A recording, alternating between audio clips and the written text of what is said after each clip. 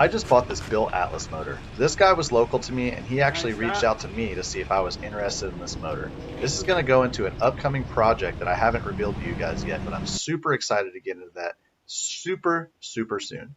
Now this is David. He's actually who reached out to me. But before we get into the story, let's go back in time.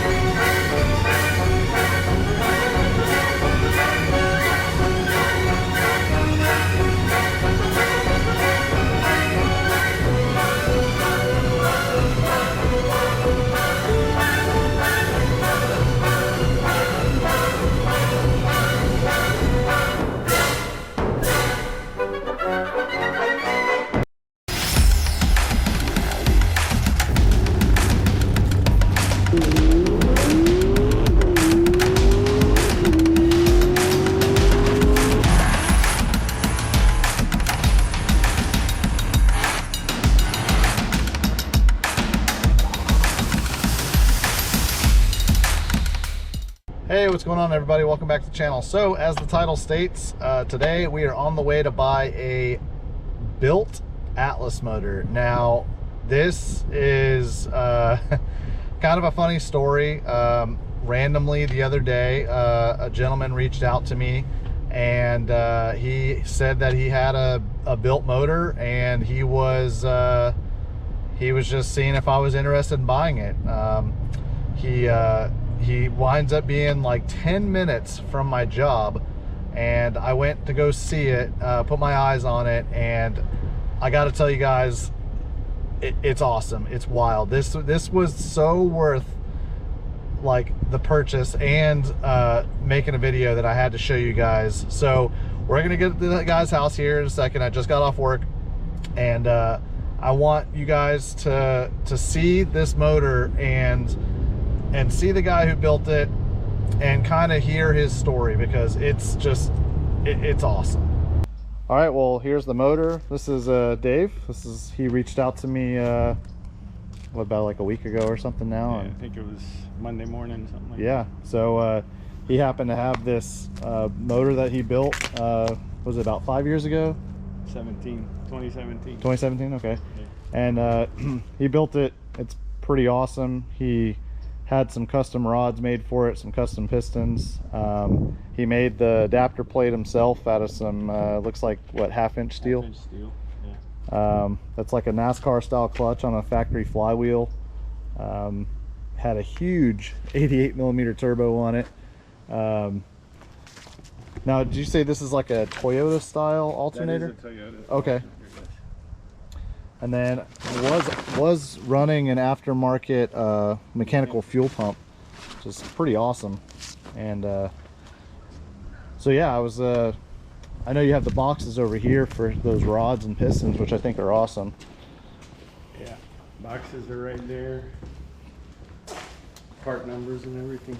Yeah, so here the Molnar rod, same as what Calvin runs on his motors, and you can see, which is awesome, it says 4.2 liter inline, which I think is just incredible.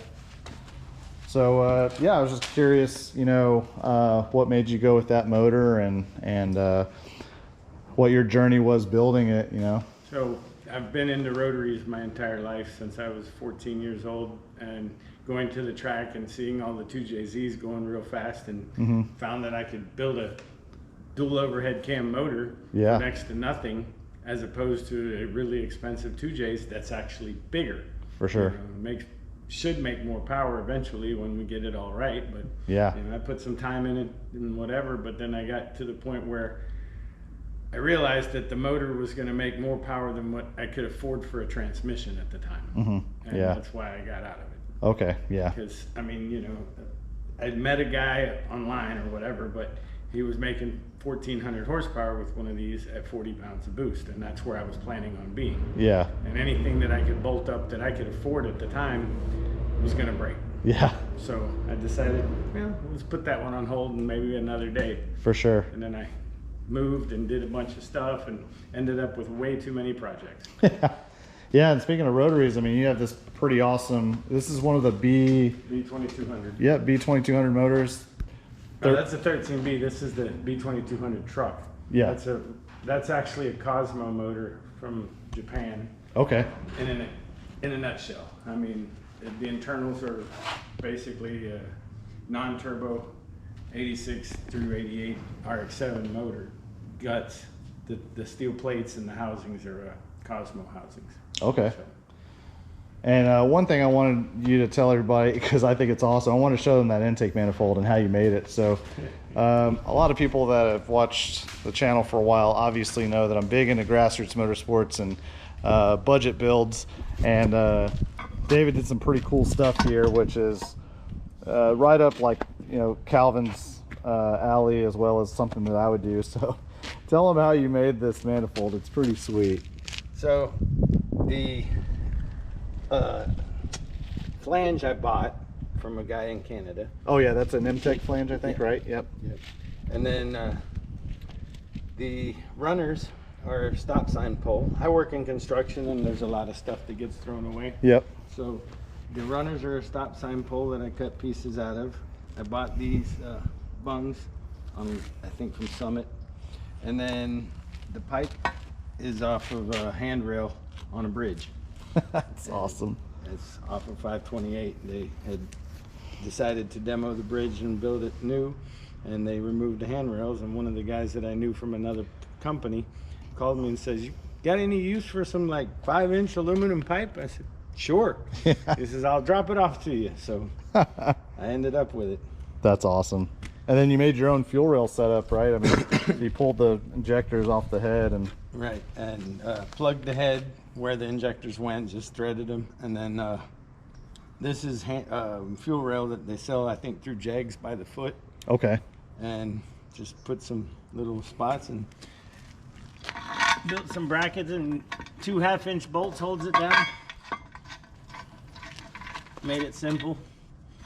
It's pretty awesome. One in there, one here, one there, and done deal. Nice. I like too how the how that manifold flange is O-ringed, which is nice. Yeah, that was one of the selling points because they used the stock O-rings, so I decided that would be the best way to go. Yeah. No, that's awesome. Yeah, so this is going to be put in our new project. I know I haven't announced what the car is yet, but I will soon. I physically don't have it at my property yet, but it is on the trailer, getting ready to be brought down to my house. Now, because I'm buying all this for what I think is a pretty good deal, I'm actually going to be able to squeeze this into the grassroots budget, and I don't know if I'm going to be able to finish the build in time, because from today the grassroots challenge is exactly 4 months away, and we still have to finish the car that we built, which is the Pontiac Solstice Triumph Spitfire mashup. But this motor should be able to be a pretty relatively easy and simple drop into the car we bought. I have a really cheap Power Glide at home, and the biggest challenge will just be trying to find a factory harness for cheap, as well as a micro squirt to get it all working. Now, I asked David here, and I have messages for proof. So I'm buying the whole setup for $1,500. As you guys know, the grassroots budget, you typically have a $2,000 limit, but you're allowed to recoup and trade off some stuff. So the car I bought, I've almost already recouped the amount that I purchased for the vehicle. So that's going to go back into the budget. That should get the transmission, the micro squirt, and everything else I need into it, and we should have an Atlas powered budget car. it'll be the first one since Calvin brought his Atlas powered car. So I'm really excited. Hopefully you'll see this thing running again. I hope to. In the next 6 months-ish. It'll probably be running as a budget vehicle first, and then we'll be able to actually turn it up. But the goal was always going to be to build a long block, and this kind of leapfrogs us up in schedule tremendously because it already has the Molnar rods, it already has the Wiseco pistons. So we're going to put cams in it, Schneider cams. That'll be after the budget, and then we'll really be able to turn it up to 11 and see what it'll make. So, well, thanks again, man. I appreciate it. And let's get this thing loaded up and we'll get it home, and I'll show you guys some pictures of like what it looks like on the inside. And oh, I didn't even mention this, that the heads, or the head singular, is ported on the intake side. It looks really nice. So I'm really excited what this thing will make for power, and probably will outperform what the car is rated for cage wise when I get it. Hopefully. Yeah, hopefully.